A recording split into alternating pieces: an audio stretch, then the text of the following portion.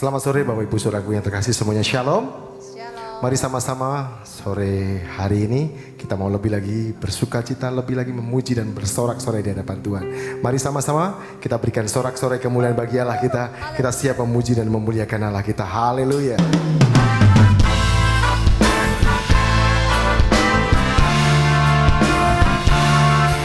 Biarlah segala pujian, hormat, kejayaan hanya bagi namamu Yesus. Kami dipuji, kami beri hormat, segala kuasa kemuliaan kepadamu. Mari memuji Allah yang hidup, Anak Domba Allah pemerintah selamanya. Kami dipuji, kami beri hormat, segala kuasa kemuliaan kepadamu. Mari memuji Allah yang hidup, Anak Domba Allah pemerintah selamanya.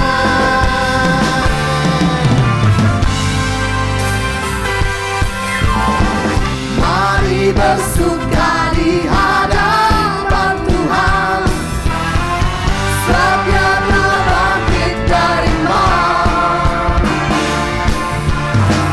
Kuasa iblis telah dikalahkannya.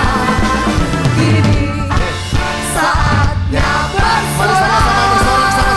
Hey, mari bersuka di hadapan Tuhan dengan riuhnya kesukaan. Anggur yang baru telah dicurahkan. Sorak, hey hey, sorai kemenangan. Mari sama-sama puji Dia. Kami beri puji, kami beri hormat, segala kuasa kemuliaan kepadamu. Mari memuji Allah yang hidup, Anak Domba Allah pemerintah selamanya. Tuhan terangku, kekuatanku, kepada siapa ku harus takut. Tuhan pelindungku, keselamatanku, Dia bangkit dari maut dan hidup selamanya. Kami dipuji, kami dihormat, segala kuasa kemuliaan kepadamu. Mari memuji Allah yang hidup, Anak Domba Allah pemerintah selamanya. Kami dipuji, kami dihormat, segala kuasa kemuliaan kepadamu. Mari memuji Allah yang hidup, Anak Domba Allah pemerintah selamanya. Anak Domba Allah, Anak Domba Allah, Anak Domba Allah pemerintah selamanya. Selamanya. Haleluya. Berikan sorak-sorai kemuliaan untuk Allah kita. Kami bersyukur memiliki Allah seperti Engkau Tuhan, Allah yang sungguh baik dalam hidup kami. Betapa luar biasanya Engkau Tuhan terus berkarya dalam setiap kehidupan kami. Mari kekasih Tuhan dimanapun Engkau berada saat ini, kita satukan hati di hadapan Tuhan. Kita mau sembah Dia, kita mau naikkan syukur yang terbaik. Sama-sama kita satukan hati, kita tundukkan kepala, kita berdoa. Betapa kami bersyukur Tuhan memiliki Allah seperti Engkau. Biar dalam setiap kehidupan kami tetap terus rindu ada dalam hadirat-Mu. Biarlah dalam setiap kehidupan kami tetap terus terus menyembah Engkau, menyenangkan hati-Mu Tuhan, lewat pujian kami, lewat penyembahan kami, lewat mazmur kami yang terbaik. Dan saat ini Tuhan, biarlah Engkau dapati setiap hati kami. Kami benar-benar sungguh datang di hadapan-Mu, memuji, memuliakan Engkau. Hanya di dalam nama Tuhan Yesus kami siap menyembah-Mu. Haleluya. Amin.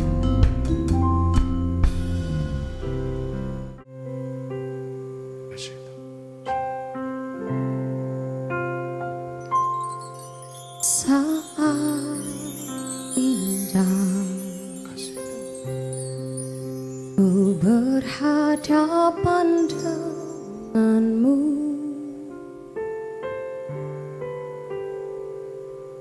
memandang wajah-Mu, Yesus kekasih jiwaku.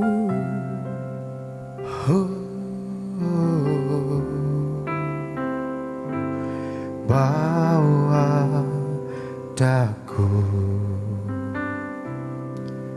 erat dalam pelukan-Mu,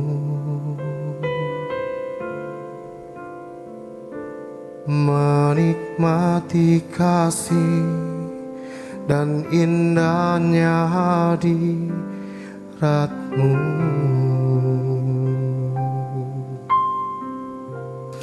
Hadirat-Mu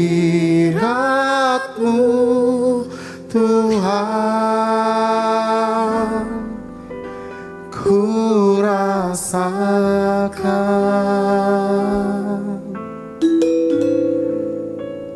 kekudusan-Mu Bapa, penuhiku.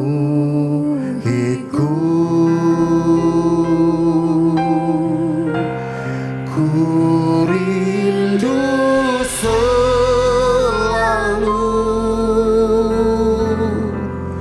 diam dalam bait-Mu,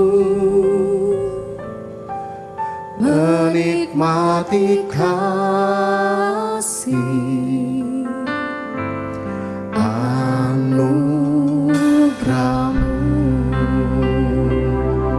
Biarlah hati kami tetap rindu untuk diam dalam hadirat-Mu Tuhan. Saat indah ku berhadapan denganmu, memandang wajah-Mu,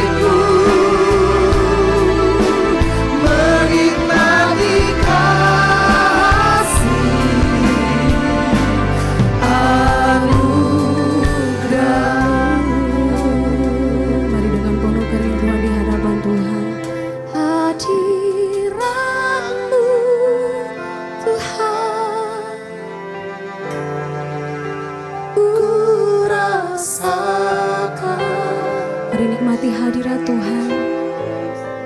Percaya Roh Kudus tidak dapat dibatasi oleh ruang dan waktu. Percaya Roh Kudus sedang berkarya atas hatimu, atas kehidupanmu saat ini. Mari dimanapun engkau berada, naikkan syukuri yang terbaik. Bahkan nikmati hadirat Tuhan. Nikmati setiap kasih dan kebaikan Tuhan dalam hidupmu. Diam dalam baitmu, menikmati kasih anugerahmu, menikmati kasih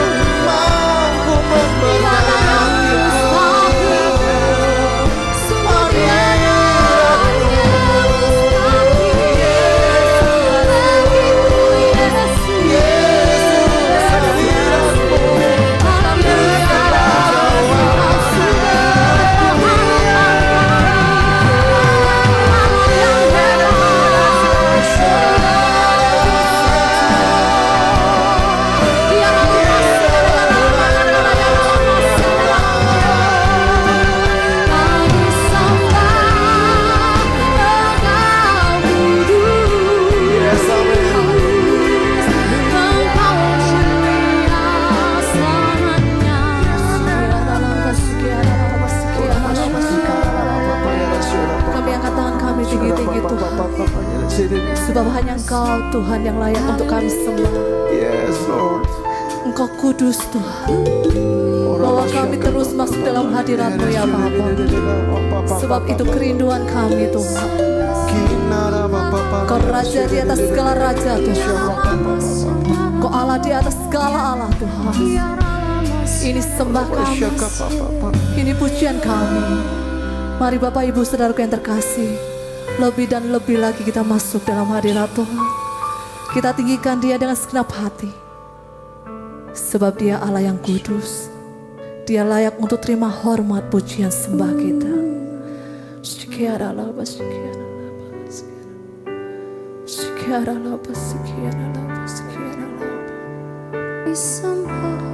Kau Allah yang kudus, Kau Allah yang kudus, di tata suci-Mu kami menyembah, nama-Mu disanjung, kuasa-Mu nyata sempurna. Kami puja Engkau Raja mulia. Kau Allah yang kudus, Kau Allah yang kudus. Kau kudus Tuhan, di tata suci-Mu kami menyembah, nama-Mu disanjung, kuasa-Mu nyata sempurna. Kami puja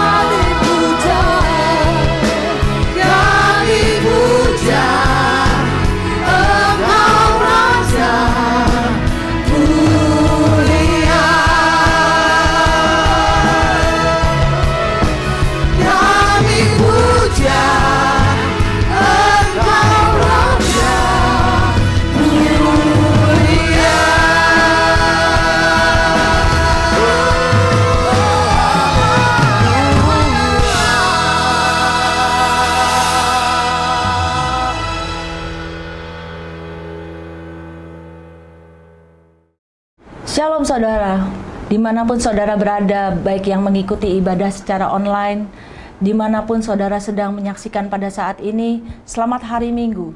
Tuhan Yesus yang melindungi, memberkati saudara sekalian. Perkenalkan, saya Pendeta Wirawati Haryanto. Biarkan kita sama-sama belajar mengenai kebenaran firman Tuhan hari ini. Saudara, dalam Yesaya 55 ayat 8-9, firman Tuhan berkata, sebab rancanganku bukanlah rancanganmu, dan jalanmu bukanlah jalanku. Demikian firman Tuhan. Seperti tingginya langit dari bumi, demikian tingginya jalanku dari jalanmu, dan rancanganku dari rancanganmu. Saudara, kadang-kadang kita tidak mengerti rancangan, bahkan rencananya Tuhan. Tapi satu hal yang kita sama-sama harus tahu dan kita sama-sama harus yakini, bahwa setiap rancangan Tuhan tetap adalah yang terbaik.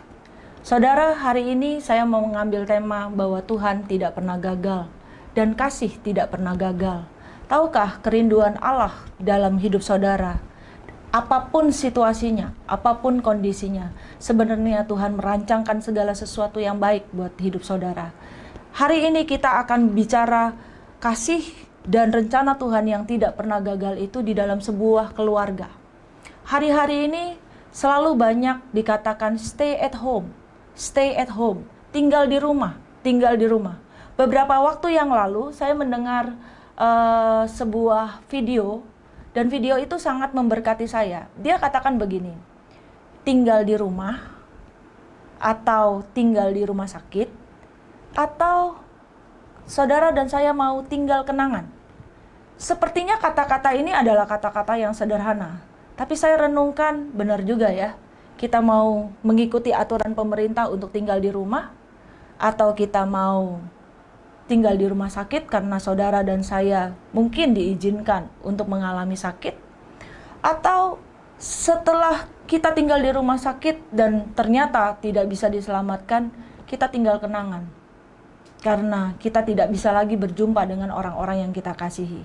Saudara, suka tidak suka, mau tidak mau, siap tidak siap, apapun kondisi yang Tuhan izinkan terjadi dalam kehidupan saudara dan saya, kita harus bisa menerimanya. Ada slide berikut yang saudara akan lihat.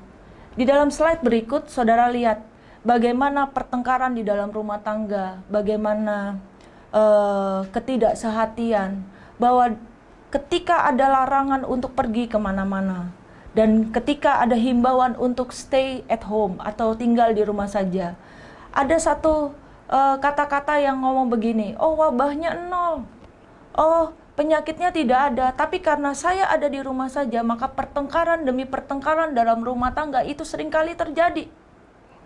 Sebenarnya ketika kita bisa melihat dengan mata hati kita, Tuhan punya rencana bagi saudara dan saya, yaitu apa? Memulihkan hubungan, memulihkan keluarga, memulihkan suasana di dalam rumah tangga kita.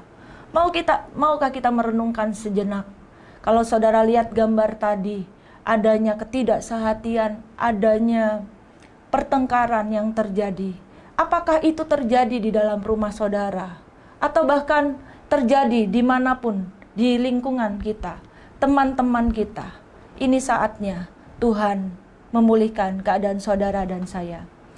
Pulih artinya kembali baik seperti semula.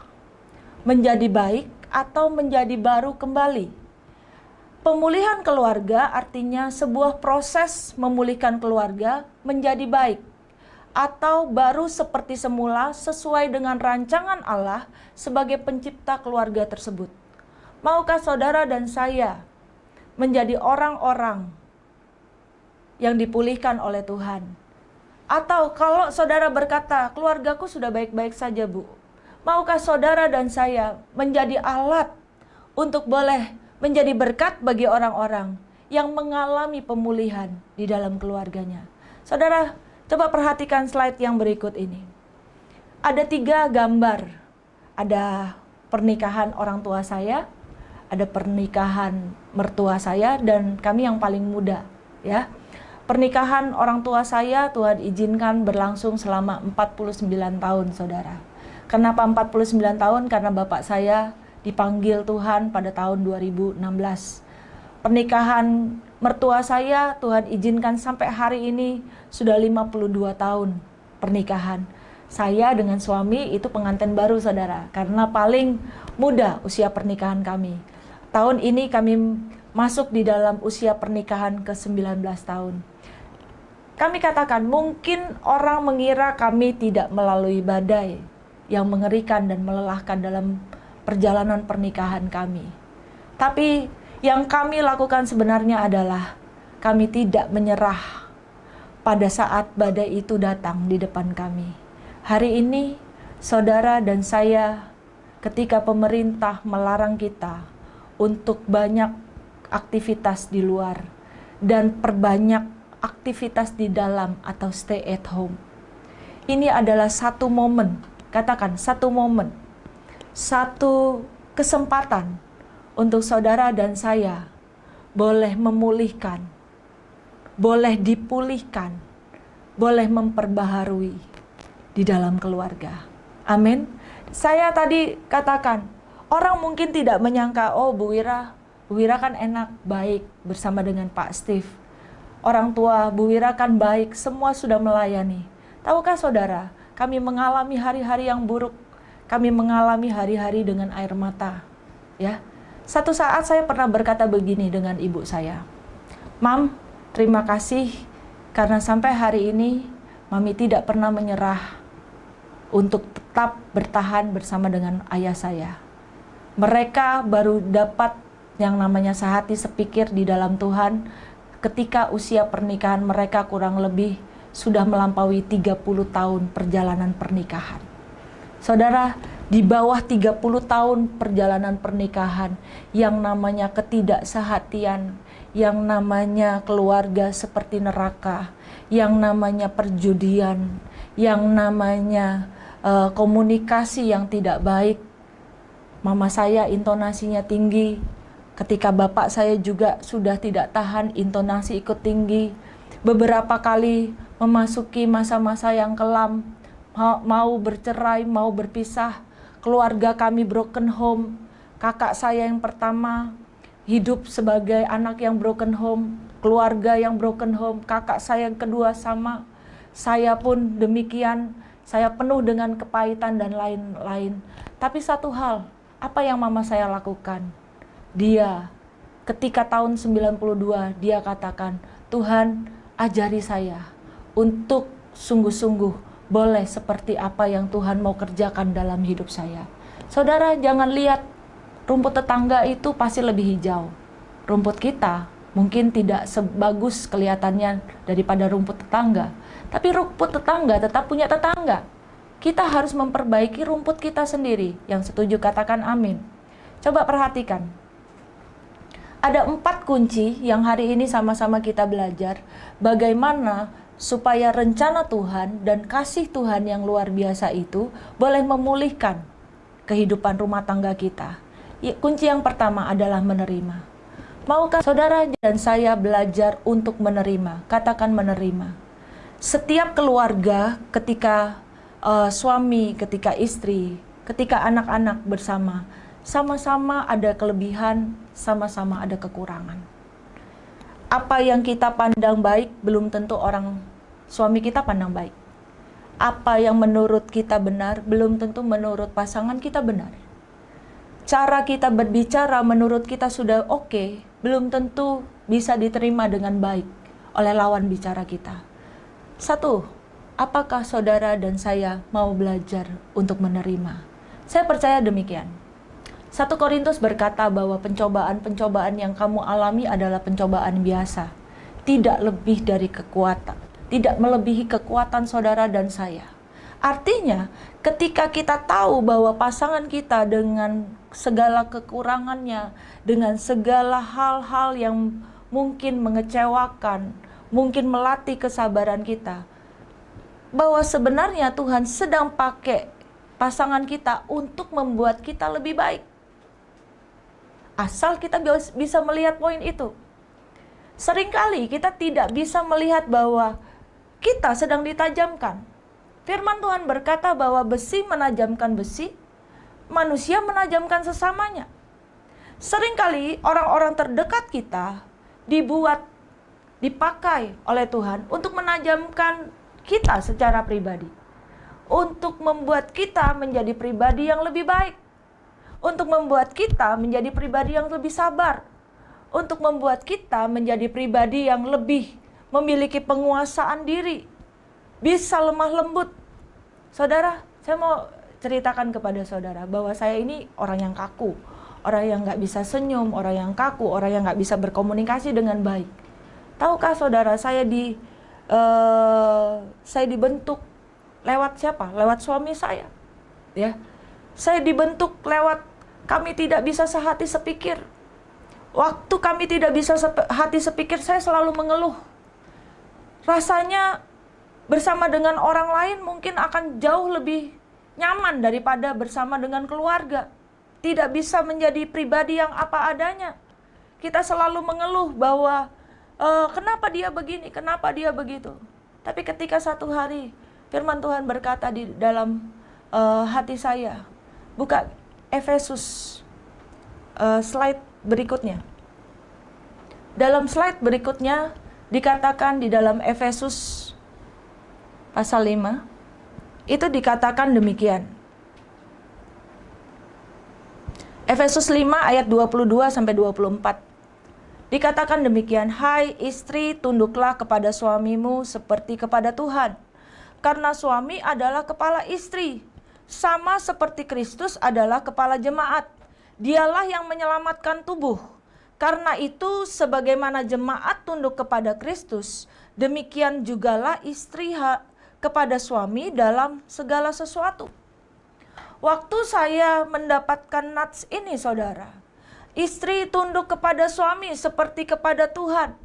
Karena suami adalah kepala istri, sama seperti Kristus adalah kepala jemaat. Dia yang menyelamatkan tubuh. Saya mulai tanya begini, Tuhan, kenapa kami yang harus mengalah? Kalau dia salah, apakah kami selalu harus nurut? Waktu itu secara sederhana saya dapatkan sebuah gambaran. Ketika Allah sudah memberikan saudara dan saya pasangan, Dia memampukan saudara dan saya untuk boleh bertahan, untuk boleh dibentuk, untuk boleh lulus dalam sebuah pengujian. Waktu saya renungkan, Tuhan, kenapa aku harus tunduk? Karena suami kamu adalah kepala. Bagaimana saya harus tunduk?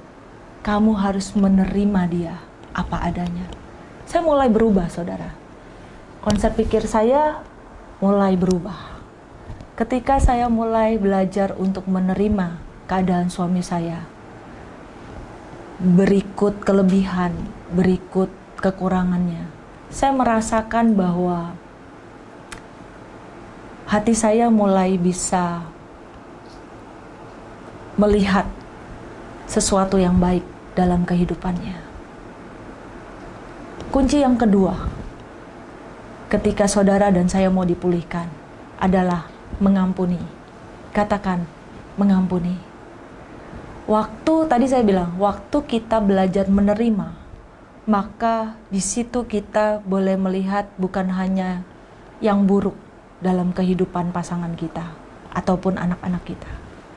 Waktu kita belajar untuk menerima, kita mulai bisa melihat hal yang baik dalam kehidupannya mereka. Kunci yang kedua ketika kita mau dipulihkan adalah, maukah saudara dan saya bukan hanya sekedar menerima, maukah saudara dan saya belajar untuk mengampuni. Katakan mengampuni. Banyak ibu-ibu datang kepada saya bilang, Bu, terlalu sakit untuk mengampuni. Ibu tidak bisa bayangkan apa yang suami saya lakukan. Terlalu sakit untuk mengampuni. Terlalu banyak yang sudah dilakukan.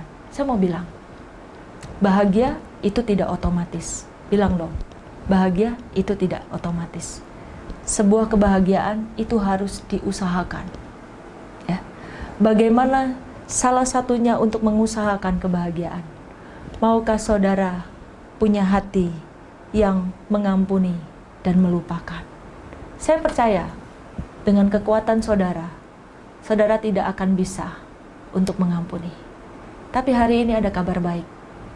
Maukah saudara datang kepada Tuhan? Minta kepada Tuhan. Minta anugerah Tuhan untuk memampukan saudara dan saya untuk boleh melepaskan pengampunan kepada pasangan kita, mungkin kepada anak kita, mungkin kepada orang-orang di sekitar kita. Beberapa waktu yang lalu saya diingatkan satu hal. Saudara tahu kan hari-hari ini yang melanda di seluruh dunia itu apa? Virus corona. Virusnya nggak kelihatan saudara. Tapi ketika sudah menerpa seseorang, penularannya itu cepat. Dan yang lebih bahayanya lagi, kadang-kadang kita yang tertular tidak bisa bertahan, bahkan tidak bisa jumpa dengan orang-orang yang kita kasihi. Tidak pandang usia, tidak pandang kuasa, tidak pandang siapa dia, setiap orang bisa terkena virus ini. Benar? Benar. Saya bicara dengan seseorang beberapa saat yang lalu. Kita tidak bisa lagi untuk fokus kepada orang-orang yang mengecewakan kita atau hal-hal yang mengecewakan hidup kita.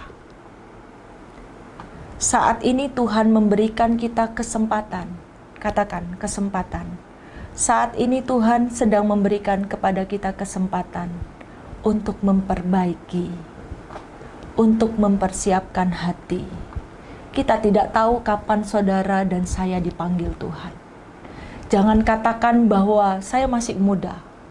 Jangan katakan, oh umur saya masih panjang.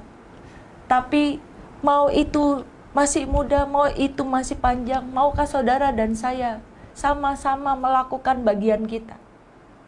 Saya katakan dengan orang ini, jangan fokus lagi kepada kekecewaan. Jangan fokus lagi kepada kepahitan. Jangan fokus lagi kepada kemarahan. Tapi fokus kepada pengampunan. Kenapa? Karena ini adalah kesempatan. Katakan kesempatan. Saudara masih punya kesempatan? Amin.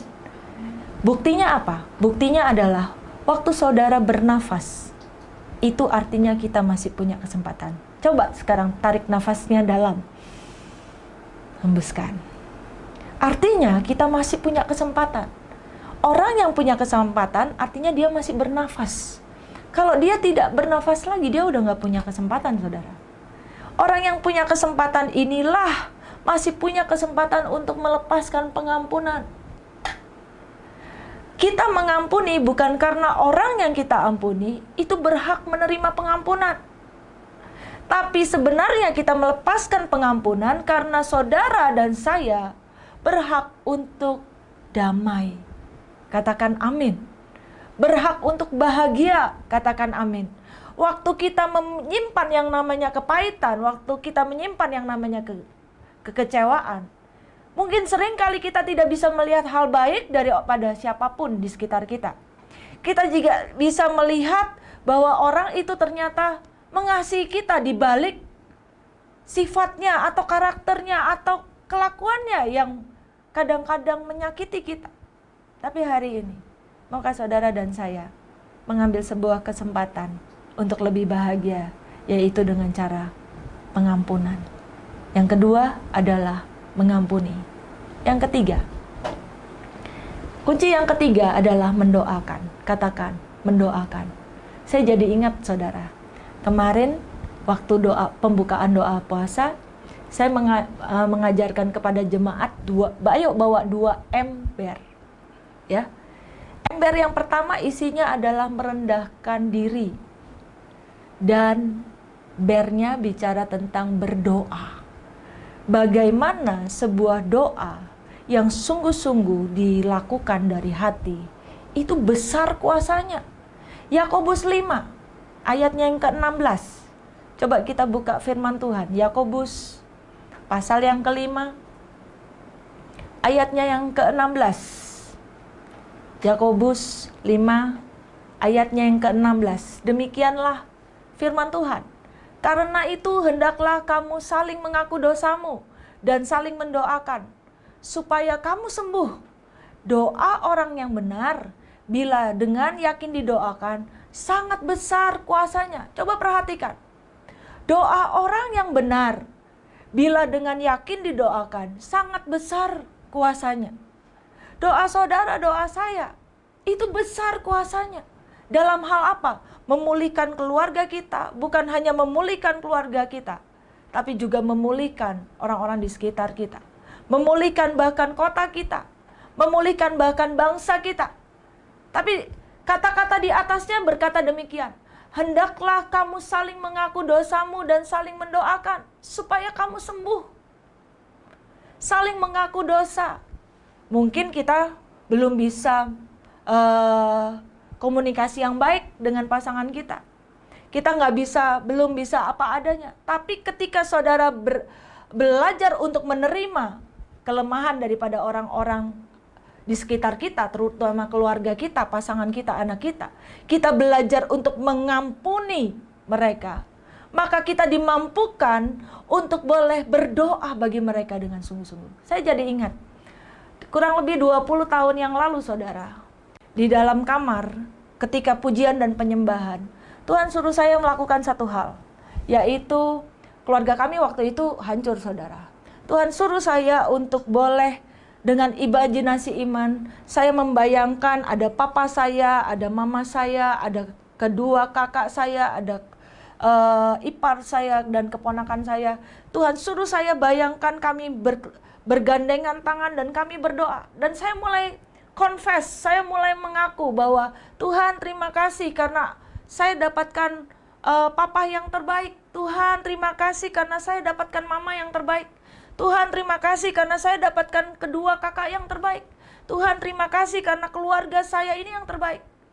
Saudara tahu ketika setelah selesai berdoa, kenyataan itu lebih pahit saudara.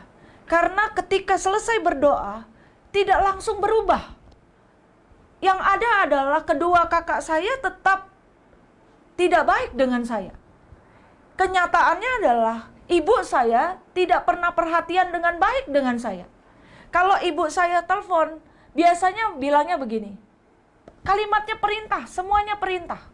Tidak ada pertanyaan yang seperti ini. Kamu udah makan belum? Lagi ngapain? Capek ya? Kamu perlu apa? Nggak ada saudara. Yang ada adalah hari ini kamu pergi ke tempat ini, kamu lakukan ini. Kamu segera lakukan ini, kamu segera lakukan ini. Nadanya nggak pernah rendah saudara, nadanya tinggi. Tapi di situ saya lihat bahwa ketika Tuhan perintahkan saya untuk mendoakan keluarga. Dan ketika saya taat, katakan taat, untuk berdoa. Saya lihat buah daripada apa yang kita lakukan tidak akan pernah sia-sia. Ada pujian berkata gini, waktu Tuhan pasti yang terbaik, walau kadang tak mudah dimengerti, lewati cobaan, ku tetap percaya waktu Tuhan pasti yang terbaik. Mungkin saudara bilang, Bu, saya sudah berdoa dan berdoa, tapi nggak ada jawaban. Saya mau bilang, tetaplah berdoa. Teruslah berdoa. Teruslah, karena Tuhan tahu waktu yang terbaik untuk menjawab doa dan saudara dan saya. Amin. Yang keempat, yang terakhir. Kalau di Banjar nih saudara, saya cuma, kalau sudah ada kata-kata terakhir, mereka akan berkata, ya, saudara di sana bisa ngomong seperti itu enggak? Kalau saya bilang, yang terakhir, ya, ayo ya, coba ya, 1, 2, 3, yang terakhir, ya, amin. Yang terakhir adalah memperbaiki. Saudara tidak cukup dengan hanya berdoa, tapi kita harus action. Bagaimana caranya untuk action? Yaitu dengan cara memperbaiki, katakan memperbaiki. Saudara, memperbaiki itu nggak gampang. Satu kali, saya ingat setelah saya ikut satu ibadah doa di Tumpang waktu itu Malang. Kemudian saya pulang ke Banjarmasin. Waktu itu hati saya dengan hati mama saya belum dipulihkan, saudara. Kami sama-sama keras. Dan waktu itu ketika saya selesai berdoa, saya berdoa di kamar saya, ibu saya doa di depan. Setelah saya berdoa, saya waktu itu masuk ke kamar mama saya telepon dengan pacar saya yang sekarang jadi suami saya. Setelah saya telepon dengan Kostif, saya selesai, saya keluar kamar. Saya ingat waktu itu Roh Kudus taruh di hati saya bilang begini, kamu datangin mamamu, kamu peluk. Mulut saya bilang gak mau, hati saya bilang gak mau. Tapi yang saya bingung, saudara, kaki saya melangkah ke beliau. Saya tidak disuruh minta maaf, saya tidak disuruh berkata apa-apa, tapi saya disuruh peluk. Saudara, saya hanya datangin beliau, saya datang, dan saya lakukan peluk, tanpa kata-kata. Itu sebabnya dikatakan, waktu Tuhan pasti yang terbaik. Nah, karena waktu Tuhan yang terbaik, maukah ketika Tuhan menggerakkan hati saudara, saudara mau melakukan lewat sebuah tindakan, memperbaiki lewat tindakan. Saya ingat waktu itu, saya peluk beliau. Saya dilawat, saya nangis. Ibu saya nangis. Saya merasakan mulai sejak hari itu, ada sesuatu kekecewaan yang diangkat. Ada sesuatu yang diperbaharui. Ada 4 hal hari ini, 4M. Yang pertama, menerima. Yang kedua, mengampuni. Memang mengampuni bukan seperti membalikan tangan. Tapi ketika saudara minta pertolongan Tuhan, maka saudara dimampukan untuk mengampuni. Amin. Yang ketiga, mendoakan. Dan yang terakhir adalah memperbaiki. Saudara, kita lihat slide yang berikut ini. Matius 6 ayat 33 berkata demikian. Usahakan supaya Allah memerintah atas hidupmu dan lakukanlah kehendaknya. Kemana saja saya pergi, ke gereja mana saja saya khotbah, saya tidak pernah ketinggalan ayat ini, saudara. Ayat ini mengubahkan hidup saya. Ayat ini berkata, usahakan dulu Allah itu memerintah atas hidup saudara dan saya. Namanya usahakan dulu Allah memerintah di dalam kehidupan kita. Artinya, rencana kita boleh gagal, tapi rencana Tuhan tidak boleh gagal. Kehendak kita boleh tidak jadi, tapi kehendaknya Tuhan harus jadi dalam kehidupannya kita. Saudara, Allah memerintah berarti tuannya bukan kita lagi, tapi tuannya adalah Tuhan. Bagaimana kita tahu untuk perintah Tuhan itu apa? Back to the Bible. Lihat, renungkan firman Tuhan. Baca firman Tuhan. Renungkan firman Tuhan. Firman Tuhan itu sangat relevan dengan kehidupannya kita. Apapun yang saudara sedang hadapi hari-hari ini, firman Tuhan adalah jawaban. Ketika firman Tuhan adalah jawaban, saudara di masa sukar sekalipun saudara tidak akan gemetar. Kenapa? Mazmur 23 berkata, Dia adalah gembala kita. Dia yang membaringkan kita di padang yang berumput hijau. Dia yang memberikan kita kekuatan. Kenapa? Ada gada dan tongkat yang selalu Tuhan berikan buat saudara dan saya. Itu yang menghibur, itu yang menguatkan. Tuhan bukan hanya berikan engkau kekuatan, tapi Tuhan sedang memulihkan keadaan saudara dan saya. Tuhan sedang memulihkan rumah tangga saudara dan saya. Tuhan sedang memulihkan hubungan antara suami dengan istri. Tuhan sedang memulihkan antara hubungan orang tua dengan anak. Tuhan sedang memulihkan antara menantu dengan mertua. Tuhan sedang memulihkan komunikasi kita. Tapi itu tidak terjadi secara otomatis. Kita harus lakukan bagian kita. Oleh sebab itu Matius 6:33 bahasa Indonesia masa kini tadi dikatakan, usahakan Allah itu memerintah dalam kehidupan saudara. dan lakukanlah kehendak Tuhan. Maka semua yang lain Tuhan akan berikan dalam hidup saudara dan saya.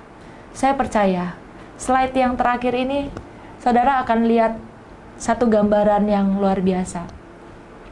Kalau lihat foto ini saudara, saya sangat bersyukur dan beruntung. Foto ini diambil 14 Februari 2020. Ya. Pada saat itu anak saya usianya 17 tahun, Michelle 17 tahun, dan sebelum kami mengadakan syukuran, kami pergi sama-sama ke foto studio dan kami berfoto.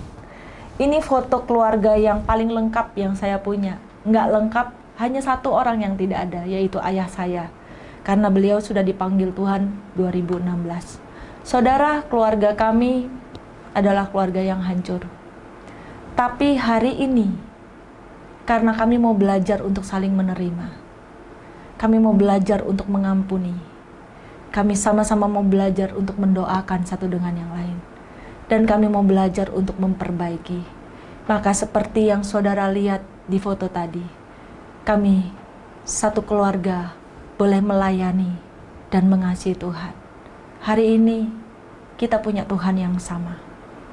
Saudara tidak bisa minta dalam waktu yang singkat. Kami dipulihkan karena ada seorang ibu yang berdoa 7 tahun. Berpuasa dan berdoa 7 tahun. Ada seorang yang mengambil keputusan untuk boleh sungguh-sungguh mengusahakan Tuhan memerintah dalam hidupnya dan melakukan kehendak Tuhan. Maka benarlah firman Tuhan berkata, satu orang bertobat, seisi rumah diselamatkan. Saudara, pakai hari-hari ini bukan hanya untuk baca berita. Berita itu baik, katakan berita itu baik, benar? Tapi bukan hanya berita saja yang baik. Firman itu memberikan kekuatan dan kemenangan.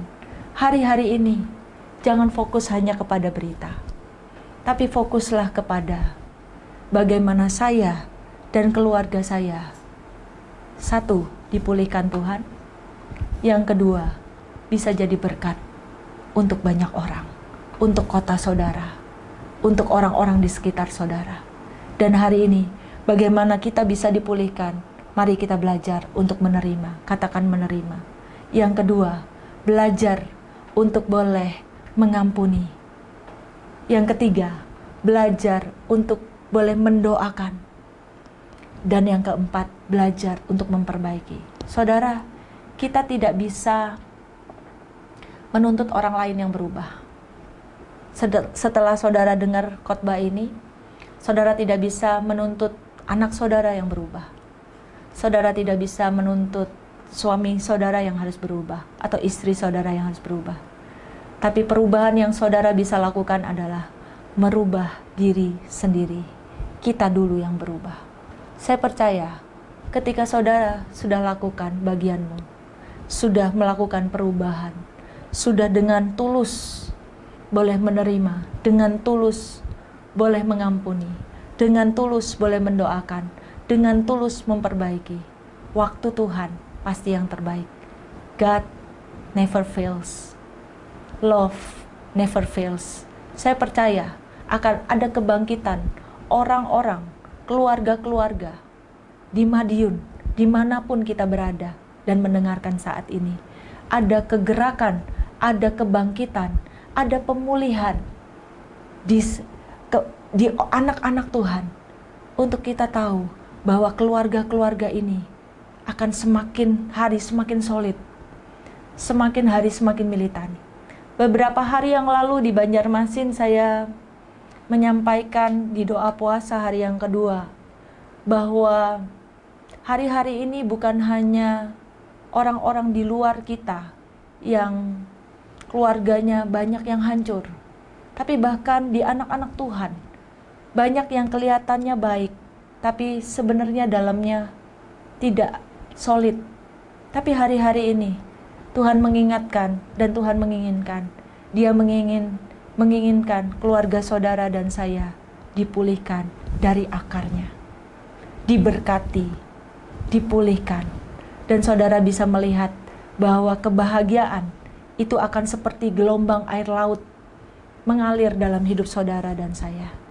Hari ini saya mengucap syukur boleh jadi berkat untuk Betani Madiun. Saya percaya Betani Madiun Kemah Pemulihan bukan hanya memberkati kota Madiun, tapi memberkati sekelilingnya, bahkan Indonesia, bahkan memberkati sampai ke ujung-ujung bumi. Ada kasih Tuhan yang nyata, ada rencana Tuhan yang tidak pernah gagal, ada kasih Tuhan yang tidak pernah gagal dalam hidup saudara dan saya.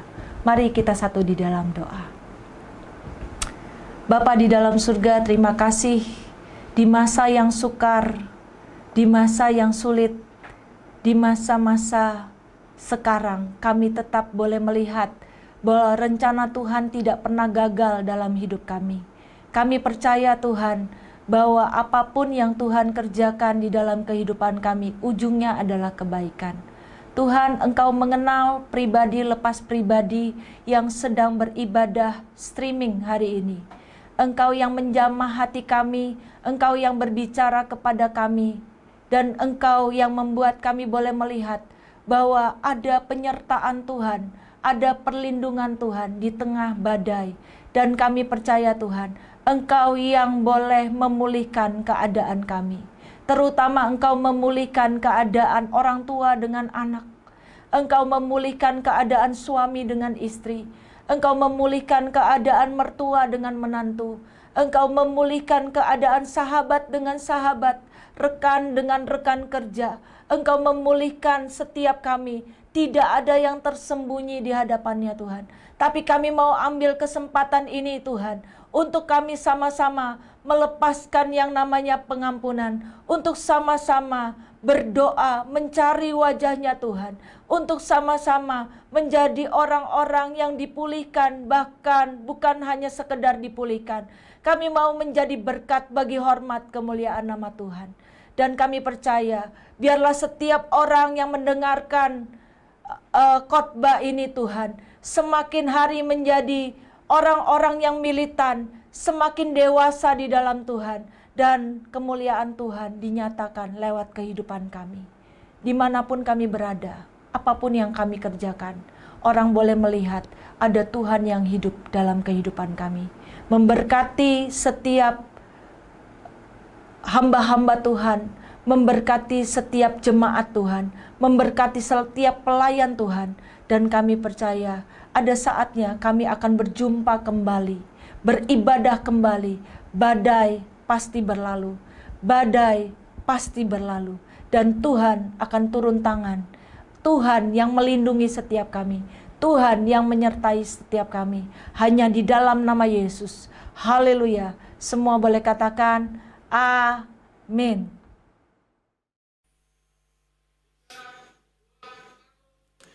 Terima kasih Tuhan buat kebaikan-Mu. Kami telah menyelesaikan ibadah kami di sore hari ini. Kami percaya Tuhan firman-Mu terus menguatkan kami dalam kehidupan kami di tengah-tengah masa pandemi ini. Meskipun kami tidak bertemu muka dengan muka bersama teman-teman kami percaya Tuhan kami tetap akan Tuhan sungguh-sungguh di dalam Engkau.